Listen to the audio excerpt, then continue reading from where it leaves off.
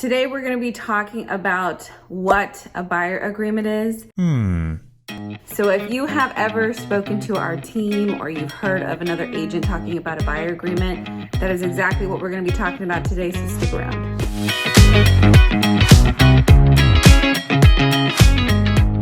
Hello and welcome back to the Georgia Coast Homes YouTube channel.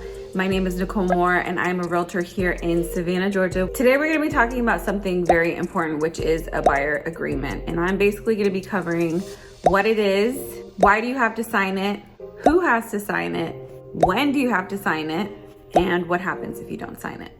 If you've ever spoken on the phone with any of our team members for the Georgia Coast Homes team, it is probably something that we initially bring up in our first conversation, or at least the first couple conversations about signing a buyer agreement. So I figured this would be a good video just to get you prepared in case you do reach out to our team, and that's something that we do discuss right away. So let's get into it. Number one, what is a buyer agreement? The one that we typically have any of our future clients sign is called an exclusive buyer broker agreement.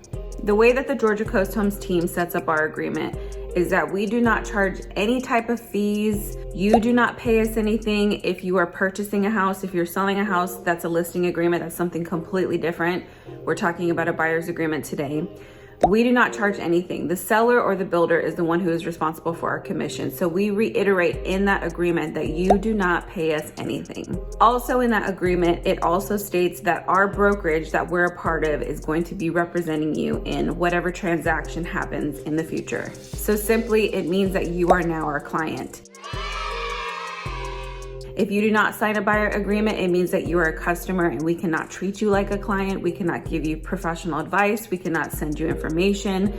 That only happens when you officially become a client. Number two, why do you have to sign it? For the Georgia Coast Homes team, we always tell any of our future clients that if we are going to go show properties, we are going to have to get that buyer agreement signed. The reason why we have you sign it is going to officially make you a client. It also protects the agent because we are the ones who are showing you properties, out contacting all the listing agents, all the builders, getting you all the information on all the properties. So we want to know that you are committed to working with us and that you're not just going to go find a random agent and say, hey, I've decided I want to work with them instead, even though we have been putting in all this time and effort and work to help you find the right property.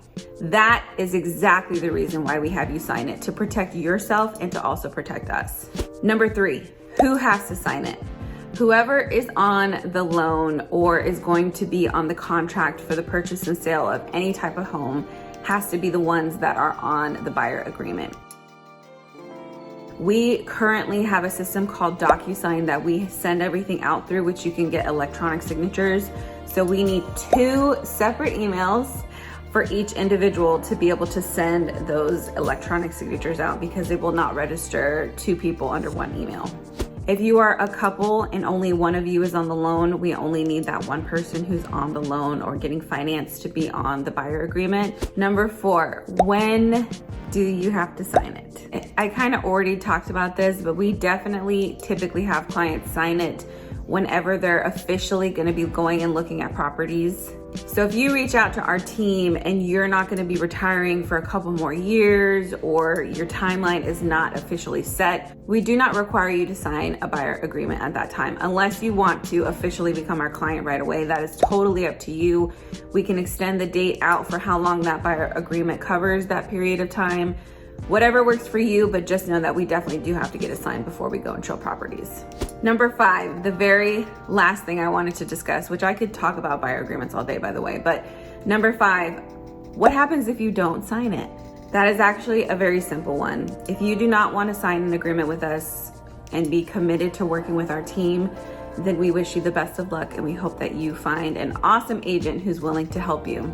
This was a pretty educational video today, just to kind of give you a heads up of what to expect when you reach out to our team. If you want to learn more about Savannah and the surrounding areas, then definitely check out the next video that's going to pop up next.